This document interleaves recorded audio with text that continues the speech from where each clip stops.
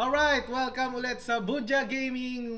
Nagbibigay ng tips at mga details regarding sa mga laro na nagugustuhan ko. So, my name is Bunja. And hello, nandito ulit tayo sa ating Night Crows. So, ang pag-uusapan natin ngayon guys is Sangkona Ruins. Alright, Sangkona Ruins. Ito, ayan, Sangkona Ruins. Kung kailangan mo bang isama to sa daily mo araw-araw, maganda ba makukuha natin dito?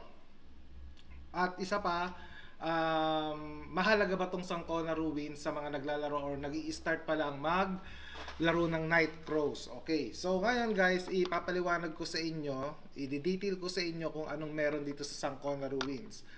Okay, so number one, mahalaga ba to or hindi? Sagutin natin yan, yes and no. Okay, bakit yes and no? Number one po, bakit yes? Kailangan nyo kasi rito guys ng weapon proficiency. Kung nag-i-start ka pa lang dito, may weapon proficiency tayong tinatawag dito. Ayan, weapon proficiency. Kung anong character mo, pinakamabilis magpa-level up nito ay sa Sangkona Ruins. Kung makita nyo rito, the maximum level limit of the equipped weapon proficiency increases after advancement. So, yung unang-una mong level, guys, nag-start ka, naging first job ka, magkakaroon ka ngayon ng first advancement, 10 lang siya. So, makita nyo to, level 1, Magic ACC, level 2, HP Regen, level 3, Magic Damage, and so on and so on. Pero hanggang level 10 lang siya. Hindi mo ma-unlock yung level 11, yung level 12, yung level 14, yung level 16. Bakit? Kasi hanggang dito lang, hanggang hindi ka pa sa second job. Okay, so kaya sinasabi ko yes and no. Okay, paano yes? Paabutin nyo lang siya guys ng level 10. Okay, level 10 lang siya.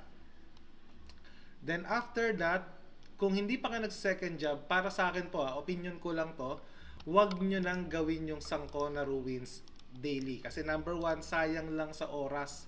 Sayang lang sa oras to kapag ginawa nyo siya. Ayan yung weapon proficiency niya. Yung XP niya, nakita nyo tong XP gain niya. Sabi nila mas maganda raw yung obtain more XP in Sangkona Ruins. Yes and no rin siya. Papakita ko po sa inyo. Punta tayo ngayon sa level 40. Kasi walang level 45 dito eh. Okay, and syempre, of course, yung level 15, di pa natin kakayanin. Okay, pasok tayo dyan. So, ipapakita ko po sa inyo yung mismong bigay ng Sangkona Ruins. So, may mga nagpapa-level up dito. Hopefully, hindi pa sila level 10 yung kanilang weapon proficiency. Kasi mabilis po magpa-weapon proficiency dito, guys. Okay, so start tayo dito. Papakita ko lang po sa inyo. Yan, tayo lang nakapatay dito ha. 1871. Okay, 1871 yung XP na bigay. Okay, ayan. 1223. Siguro may damage lang din. So, pero almost 1857 isang monster. So, isang oras, marami ka nga mapapatay na monster, pero worth it ba? Alam mo yung para sa akin kung mag-AFK ka lang din naman, worth it bang iwan mo yung character mo dito? So, para sa akin po, hindi. Kaya sa mga nag-i-start dito, maganda lang siyang gawin hanggat hindi pa level 10 yung weapon proficiency mo. Pero kung level 10 na siya, para sa akin guys, nonsense yung Sangkona Ruins. Nonsense na to, magiging nonsense na siya. Oh, nakita nyo, sobrang liit ng bigay. Much better po iwan nyo siya sa, para ito, nagpapa-level po ako sa Battlefront. Siyempre, of course, hindi mo naman pwede AFK sa Battlefront. Yung magsasabi, iba dyan, tawag doon, sasabihin na, dyan nga sa Battlefront, kaso lang, may nang PPK. Yes, tama kayo doon. That's why, ingat lang kayo kapag magpapalevel kayo dito sa Battlefront. Pero, kung tututukan nyo naman siya, sabihin natin, diba, ang Sangkona Ruins is 1 hour lang naman siya. Tututukan nyo siya within 1 hour lang din, mas malaki yung makukuha nyo yung XP rito. Diba? Kasi ang Sangkona Ruins po, talagang ginawa yan, dinesign yan para sa weapon proficiency lang. Sa weapon proficiency lang siya dinesign. Kaya para sa akin po, maggaganito kayo pag second job na ulit kayo. Kaya kung makita nyo rito, may iniipon akong Sangkona, ayan, no, Sangkona Recharger. iniipon ko yan, hindi ko ginagamit talaga hanggat hindi pa ako second job. So, yan. Tingnan nyo lang po rito. So, level 45 lang to. 5 lang yung lamang niya. So, kanina nakita nyo 1.8, diba? 1.8. Dito is almost 1.8 din. Diba? Nakita nyo almost 1.8 din naman. Level 45 ba to? Tara lang. O, hindi pa level 45 to eh. Dito tayo pumunta. Baka, level 40 pa lang pala yon, level 40. So, nakita nyo 1.8 lang din naman yung level 40. Okay.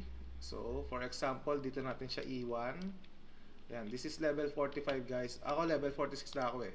Pero kung sabi ko nga kung kunwari example tawag doon level 40 ka, it's either dito mo na lang lagay. Why? Kasi dito sa ano guys, dito sa Battlefront, nakita nyo naman ano yung pwede ibigay sa inyo. 'Di ba? Makachamba lang kayo diyan ng isa.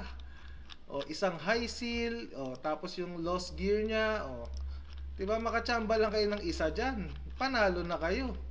May seal of advancement din dito, guys. Kaya para sa akin, mas maganda na iwan mo rito kahit or kung hindi mo kayang iwan, tutukan nyo. Tutukan nyo lang siya ng isang oras, okay na 'yon. Ayan. So bakit ang lakas naman ng damage ata?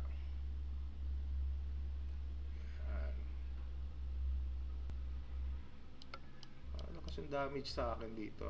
Alam ko kaya ko na to eh. Yan, tingnan nyo guys ito 4-5 siya. Tawag doon 4-5 yung bigay dito kung di ako nagkakamali.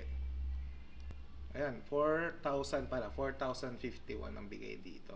Kaya para sa akin, much better na iwan mo na lang dito. So sa mga nagtatanong, okay ba Sancona Ruins? Yes and no siya. Kung hindi pa level 10 yung weapon proficiency nyo guys, kung hindi pa level 10 to, Sancona Ruins kayo. Pero once na nag level 10 na yan, stop nyo na. Hintayin nyo na mag second advancement na kayo, tsaka kayo bumalik ulit sa Sancona.